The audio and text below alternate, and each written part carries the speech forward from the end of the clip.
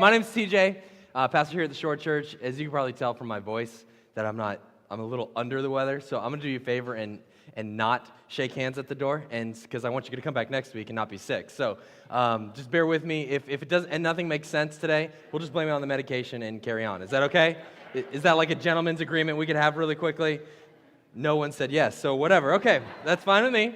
I'm a big guy. I can take this. Okay, so here we go. We're in week number 3 of this series called Joseph. And my prayer for this entire series, since we're headed into summer, I feel like summer is a great time for growth in the church, that we could grow deeper in our relationship with God. So I pray that this series would be inspirational to us, but also challenging. So we've been going through Joseph's life, and it's been inspirational and challenging at the same time. And I think that's a big win for us when we are challenged to grow, challenged to move, challenged in our relationship with God. And so kind of a quick recap over Joseph's life leading into this point. Joseph got a dream from God. And this dream was that one day God would make him great. And when Joseph received this dream, he went through what we call the pride test. This is the very first test. It was a character test that God gave him. And Joseph kind of failed that pride test to begin with. He began to brag, began to talk to his brothers about it, and as a result, his brothers hated him. And they're saying, what, you're going to lord over us? You're going to rule over us? You're going to be our king? And so there was a little bit of arrogance with Joseph, and he didn't do so well on the pride test. Eventually, he got it, though. All right? And so then the story continues. Joseph is checking on his brothers as they're tending sheep, and they say, hey, here comes the dreamer. You know, they hate him, right? His older brothers. And so they plan to kill him. But instead of killing him, they throw him into an empty well and sell him into slavery. So that's where we came up with last week, the pit test. And I had a number of people come to me and say, hey, I'm in the pit. I've been in the pit. That helped me so much. That was inspiring and challenging for me. And then this week, we're going to pick up Joseph's story. After he has gotten out of the pit, he is sold into slavery. So the slave traders take him down to Egypt and sell him into the house of a man named Potiphar. And Joseph works really hard. God shows favor on him. And he grows up through the ranks of Potiphar's servants. And pretty soon he has great favor, and he is running the entire household for Potiphar. All right, so check this out. Genesis chapter 39. I'm going to read it. It's going to come up on the screens as well. Genesis chapter 39. So Potiphar gave Joseph complete administrative authority or responsibility over everything he owned. With Joseph there, he didn't worry about a thing except what kind of food to eat. Wouldn't that be nice, right? I'll have pizza today. Yes, Joseph? You got the rest? Good. Okay, all right. So we continue. Except what kind of food with Joseph there, he didn't worry about anything except what kind of food to eat. So Joseph was a very handsome and well-built man. And Potiphar's wife soon began to look at him lustfully. Remember the word look. We're going to talk about that at the end of the service. Okay, look at him lustfully. Come and sleep with me, she demanded. But Joseph refused. Look, he told her, my master trusts me with everything in his entire household. No one here has more authority than I do. He has held nothing back from me except you because you are his wife. How could I do such a wicked thing? And then it continues, it would be a great sin against God. It would be a great sin against God. She kept putting pressure on Joseph day after day, but he refused to sleep with her, and he kept out of her way as much as possible. One day, however, no one else was around. When he went in to do his work, she came and grabbed him by his cloak, demanding, come on, sleep with me.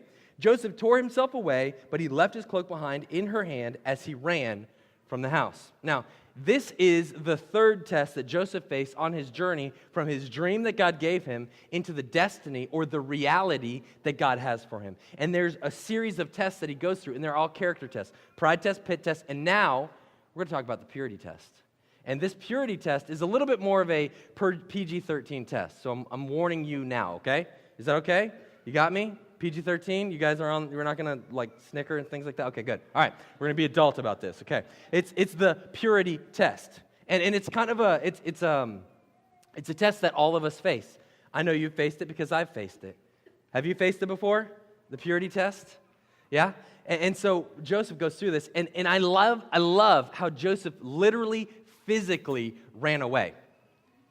Physically. Like, she has a hold of his clothes, and he runs away so fast, so with such strength, that his clothes rip off of his body as he is running away. What if we had that much intensity in our purity? What if we had that much intensity in our pursuit after what God had for us? And Joseph says, I'm not going to forsake the destiny, the reality that God has for me, just for this momentary escapade. And he runs away. And look what it says in the book of 1 Corinthians chapter 6, verse 18. This is Paul writing to the Corinthian church. He says, run from sexual sin. That's what Joseph did. Run from sexual sin. Why did he run? Because it would be wrong to sleep with her, because that was not his wife, and that was another man's wife. It's called adultery, right? And then he also said it would be a great sin against God. So there's a second reason. And then Paul writes another reason. No other sin so clearly affects the body as this one does. For sexual immorality is a sin against not just God, not just another person, but against your own body. And Paul is kind of laying this out there for us. And he's asking us, when it comes to the purity test, to follow the same example. To follow the example of Joseph and say, flee, run from it. But in our world, isn't it hard to run from it? Isn't it everywhere? Isn't it the cultural norm? Well, today, it's easy to fall into those traps, to fall into the trap or fail the purity test. But today, we're going to talk about some of the consequences of when we do slip. Because if you're like me, we all slip, don't we? We all mess up. Thank God for his grace that he can work in us and transform us and make us new in him. Amen? All right, so I've got a couple things that the results of impurity brings, or sexual immorality as the Bible would call it, and then I've got a good tip for you, okay? So hang on till the end. I've got a good tip that's going to change your life. It's going to change the way you think, all right? So number one, impurity affects our family.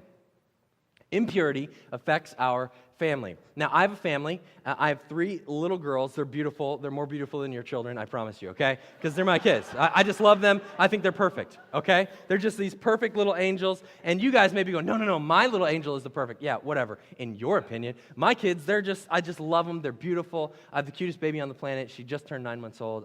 I just love it. I love it, right?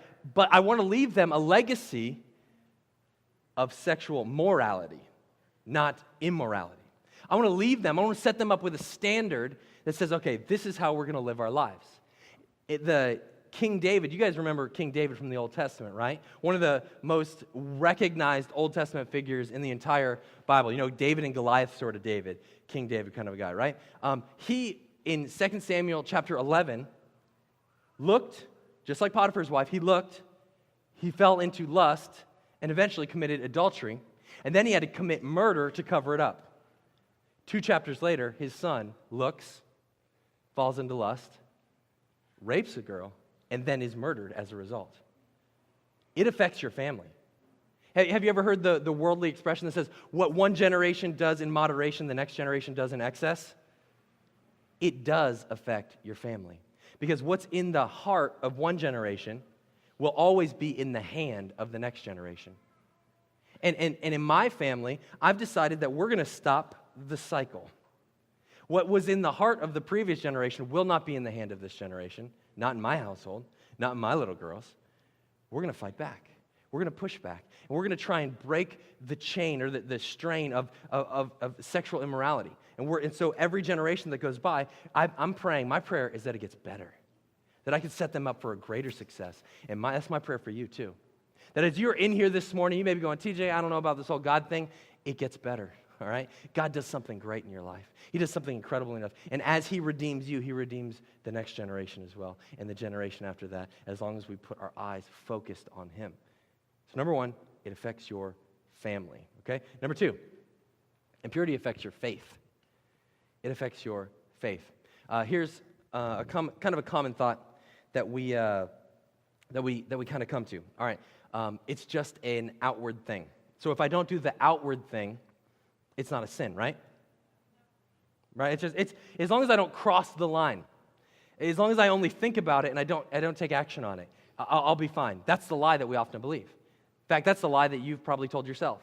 That's the lie that we often hear in the world around us. Oh, no. As long as I don't actually cross the line, I'll be totally fine. And Joseph knew that even if he thought about it, it would break his relationship with God. And when it comes to faith, when we say the word faith, what I'm really referring to is our relationship with God.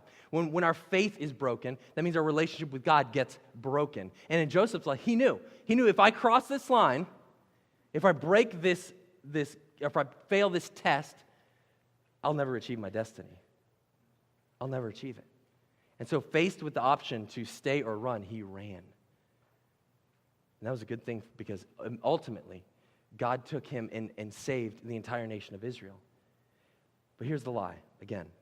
If I don't physically cross the line, nothing's wrong. If I just think about it, nothing wrong. If I just have it in my heart, there's nothing wrong.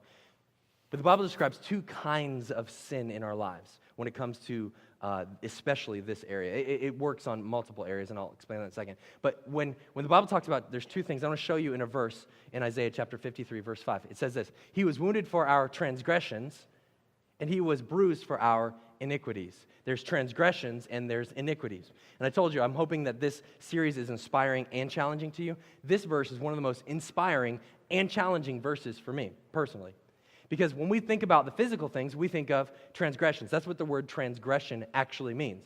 It means to trespass. It means to cross a line. So there's a physical component of that. And Jesus took his life, laid it down for us because of our physical transgressions. So if we're talking in the realm of sexual immorality, it's the sexual sins that we commit, whether that's adultery, sex outside of marriage, pornography, all of these things. Those things, Jesus says, those sexual things that you've allowed to go in your life, guess what? Those transgressions, it's over. I've taken care of it if you've committed your life to me and asked me to forgive you of those sins. But then there's the lie that says, oh, but if it's on the inside, it doesn't really matter as much. I'm not really affecting everyone. It doesn't affect my relationship with God. But that's not true because the word iniquity refers to an inward motivation. It's easy to remember because in is in iniquity. It's inside. So there's transgression, which is like a trespass. It's a very physical thing. I cross the line.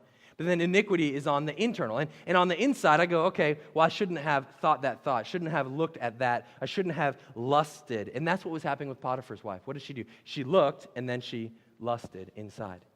And then, eventually, whatever's on the inside will always come out, and it came out in her trying to pursue that handsome man, Joseph. Note to self, don't look at handsome people. It's bad for you, okay? You need ugly friends, all right? Will you be my friend? No, I'm just kidding. Oh, man, I had to lighten it up a little bit because you guys, you're not talking very much. No smiling, nothing. Okay. But I love this verse because although it addresses internal and external, it still says in both cases that Christ died to redeem us from those things. That even though we can get caught up in the sin, in the darkness, in the depravity, and we can go, oh my gosh, I've messed up so much. Jesus goes, that's why I'm here.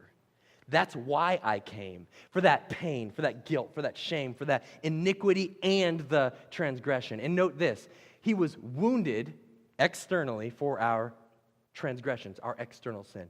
And he was bruised, which is an internal bleeding, for our iniquity. External and internal. So you can't just point the finger and go, no, that's sin and that's not. Listen, if there's lust in the heart, it doesn't matter if you take action on it or not. Jesus had to die for it. And that's good news. At the end of the day, it's really good news. Number 3, impurity affects our future.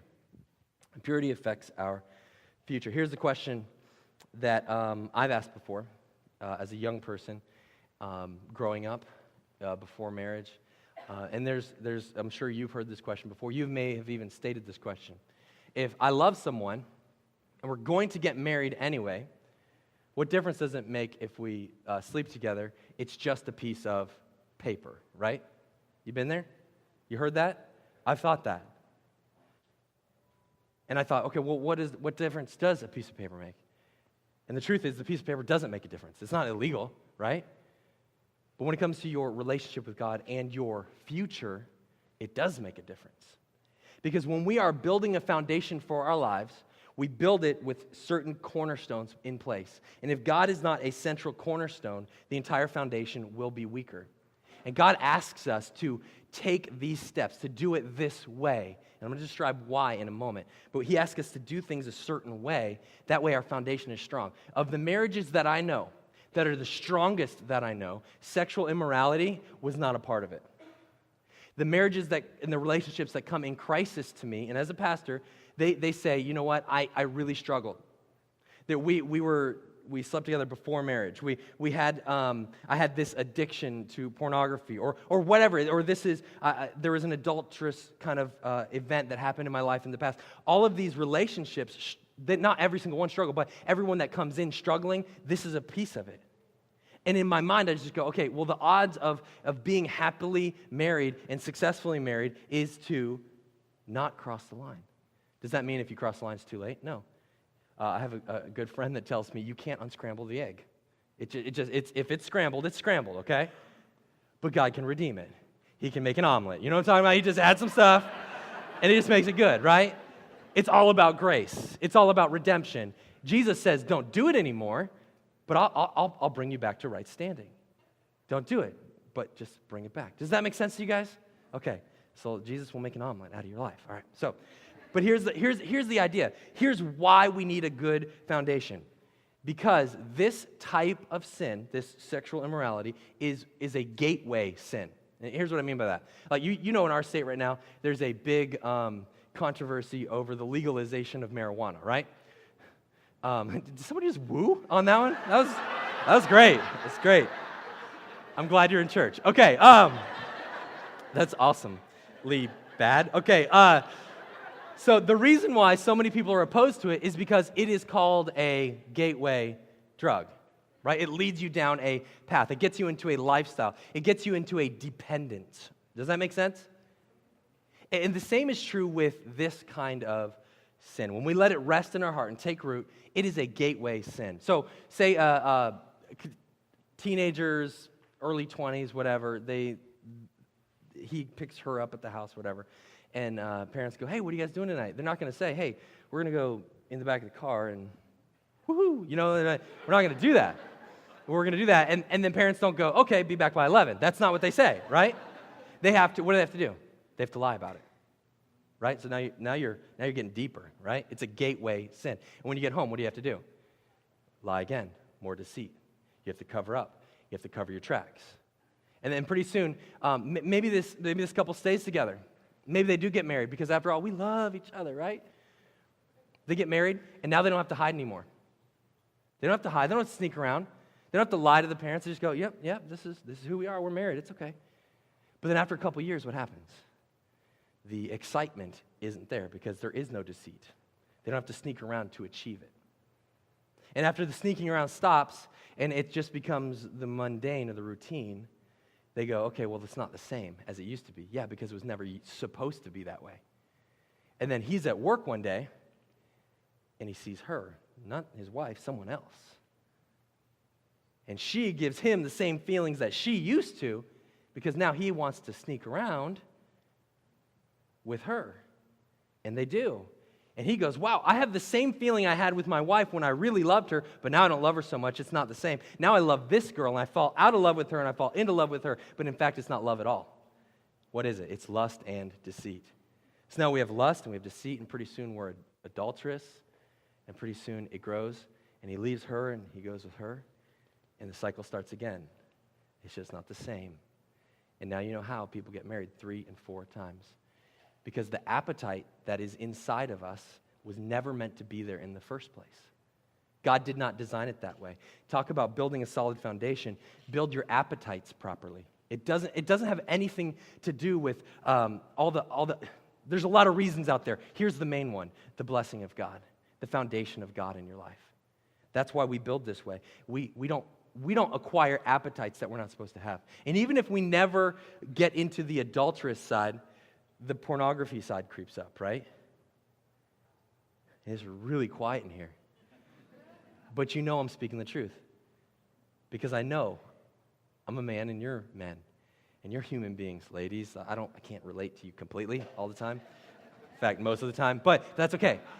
But I know, ladies, it's the same. There's a struggle there, isn't there? And if it's not one thing, it's another, but there's a constant draw. Why? Because we've created an appetite within ourselves that must be satisfied. We are addicts. Think about it like this. So it's a gateway kind of a drug or sin, and it builds and builds and builds, and it creates this mess. King David, what happened to him? He looked again. He kind of got her number, committed adultery.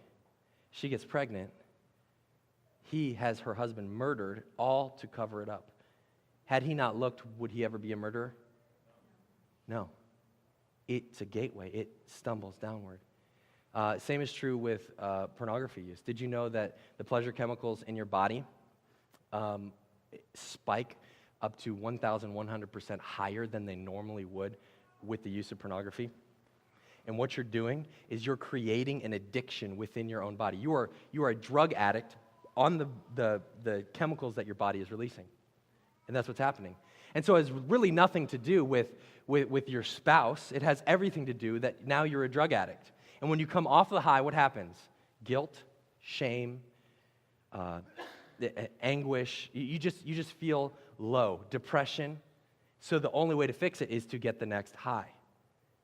And that's what pornography does. You literally become a drug addict. Think about that. So we're lying, we're drug addicts, we're whatever, all because of we let something take root, an appetite take root in our lives. But the grace, the good news is that God works in our heart. He works in our mind. He works in our life. Check out what it says in 1 Corinthians chapter 6, verse 12 and 13. All right. You say, yes, I'm allowed to do anything. And I know someone in here is completely disagreeing with me. You hate me right now, right? I get it. I can feel the eyeballs. Right, okay. I'm just teaching the Bible. You can take it up with God. Thank you. All right. You say, I'm allowed to do anything. I can do anything. Two consenting adults. I can do whatever I want. It's not illegal. I'm not hurting anyone, right? Aren't those, it makes me happy. Aren't those all the reasons that the world cites? I can do anything I want. But then Paul writes, in contradiction to that, he goes, but not everything is good for you. I can do anything I want, but not everything is going to be good for you. And he continues, and even though I'm allowed to do anything, I must not become a slave to anything. I must not become a slave to that carnal appetite. I must not become a slave to that drug addiction within my own body. I must not, does that make sense to you guys? Don't become a slave to those things. And it continues in verse 13, but you can't say that our bodies were made for sexual immorality because they weren't. They were made for the Lord. They were made for God, for us to be used by Him. And the Lord cares what we do with our bodies. He has an opinion about that. And David, when he sinned, he goes, man, I messed up. It took him a while to realize that. But in Psalms chapter 51, this is the psalm he wrote after his affair with Bathsheba and the murder of her husband. He says, against you and you alone have I sinned. He's talking to God. It affects our faith. It affects our future. And I have done what is evil in your sight. So how do we fight back? How do we push back on this? How do we take a step out of this, right? How do we say, God, I know that this is something I shouldn't have done, shouldn't be doing. How do I fight back? Every man I talk to, when we get real honest, this is an issue. It's lust, right? And ladies, I don't talk to you about it because that's not a healthy environment to be in. But guys, I talk to you about it, and it's tough. I get it. So how do we fight back? Number 4, this is where we start. And purity begins with our eyes. It begins with our eyes. Ladies, yours probably begins with romance. The feeling of like intimacy, the flowers, the note in the lunchbox, like those things, right? But for guys, it's the eyes. Guys rate like that, the sex part of a relationship somewhere around number 1 or number 2. Ladies, it's like number 13, right after a sale at Macy's. You know, like it's just like somewhere lower. Like it's just down there. But guys, it's different, right? And so the problem is that we have a looking problem. Not a most guys I know do not have a lust problem. They have a looking problem. And it's funny that this example of lust comes from a female perspective in Joseph's story. She looked at him with lust. She would not lust if she did not look. This is how Jesus says it. Matthew chapter 5, verse 28. But I say, anyone who even looks, there's the word look again, at a woman with lust has already committed adultery with her in his heart. So Jesus kind of blows up the whole, if I don't physically do anything, it's totally fine. He goes, nope, here's the line in the sand. If you've crossed it, it's already done, okay? But then he also gives a progression here. He goes, if you don't want to commit adultery, don't have lust in your heart. If you don't want to have lust in your heart, you just need to stop looking. Most of us don't have a lust problem. We have a looking problem. So that means, if like Fabio is like jogging through your neighborhood with his shirt off, ladies, you better stop the car and put your head down, okay? hi, whatever. I don't know what to say. Okay, whatever. Fabio, all right. Guys, you go to the gym, don't look. I pray that every time you come into a circumstance where it's an issue, you just hear these words in your mind. Don't look. Don't look. When you go to the beach, don't go to the beach, all right?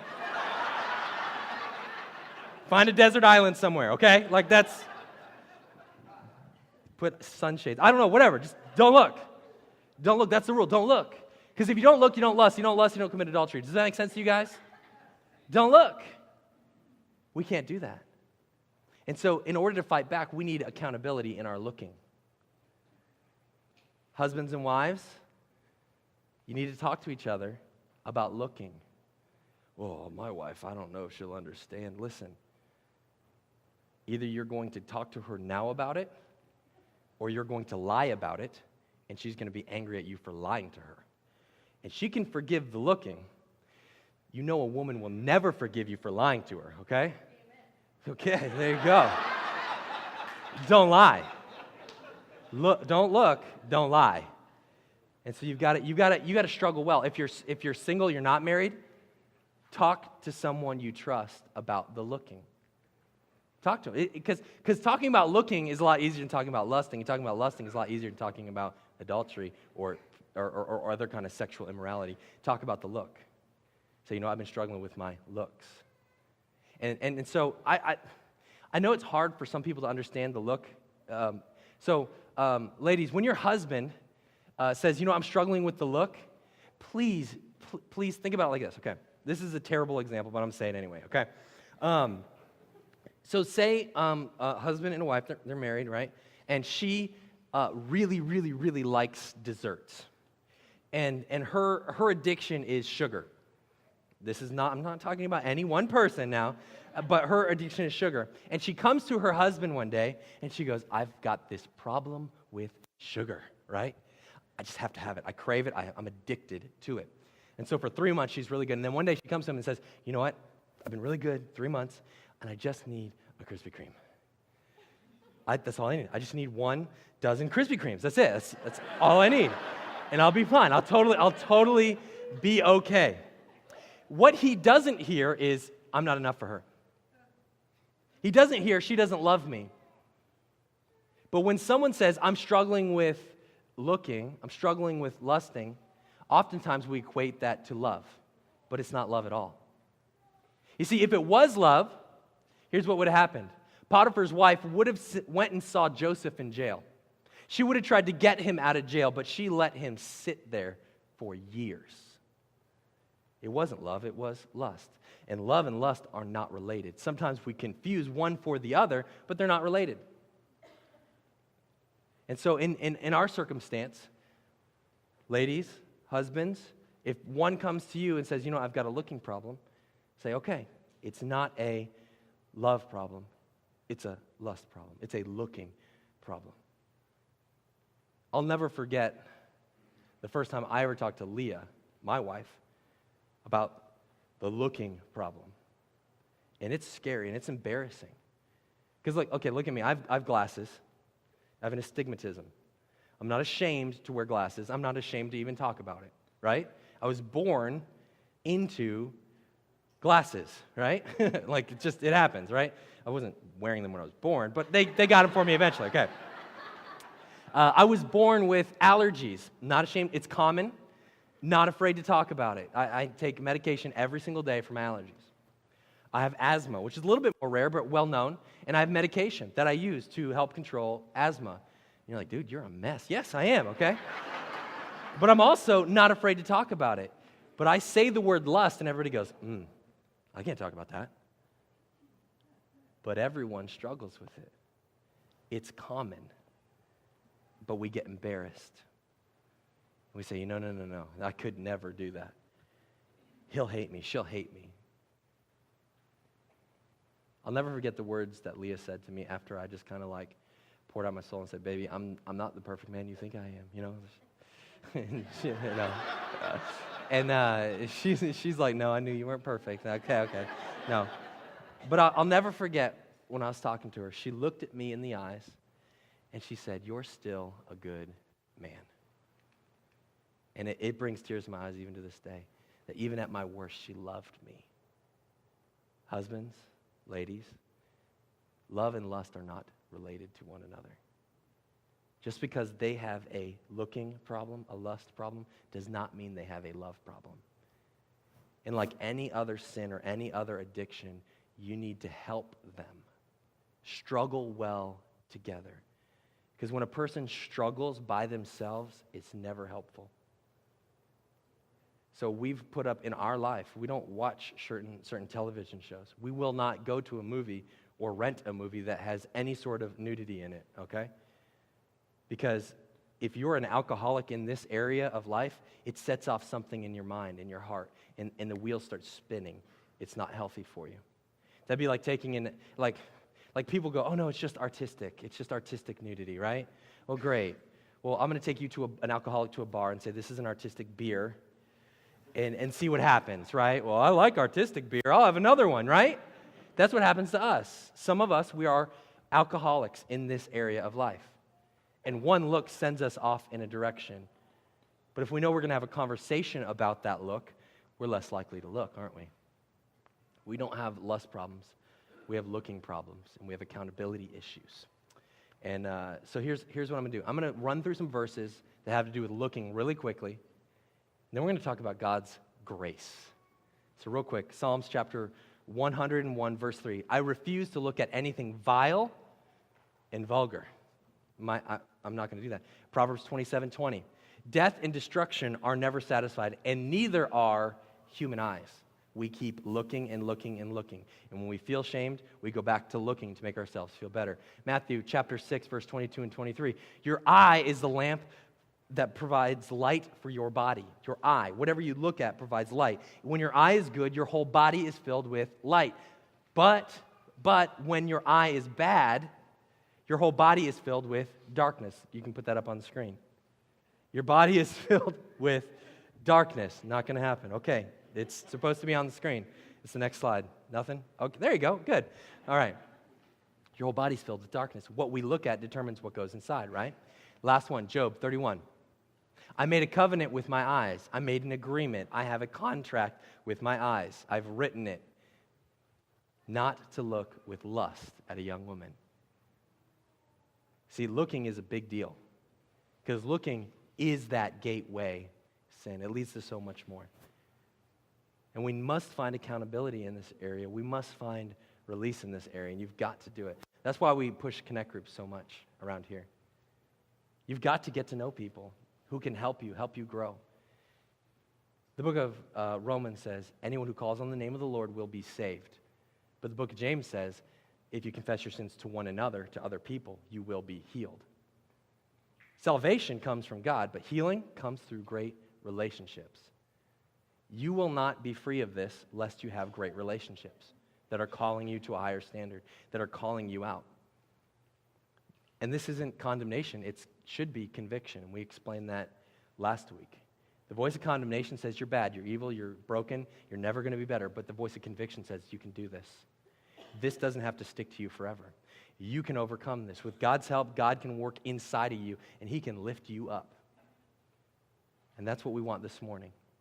So what I'm going to do is I'm going to pray a prayer with you really quickly. And here's essentially what it's going to say. God, even though I've messed up, I'm asking you to redeem me, to forgive me. I want to have a relationship with you. It does not matter how far we've gone, how long we've been gone. God says, I'm only one step away. So with this prayer, I'm just going to say, God, make me new. I want to put my hope in you. Forgive me of my sins. I give you my entire life. I'm going to pray this prayer as if I'm praying it. And here's what I'd like for you to do. I'd like you to bow your heads, close your eyes.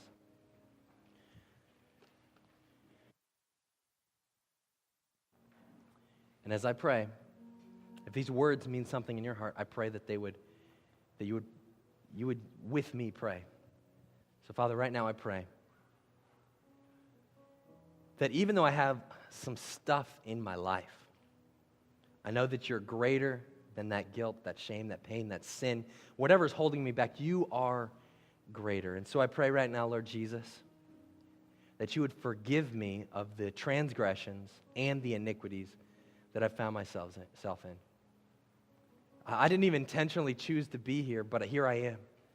And I know that you came to save me, to pull me out, to get me out of this darkness and into your wonderful light. So Jesus, I give you my entire life. And in your name we pray. Everybody says, amen.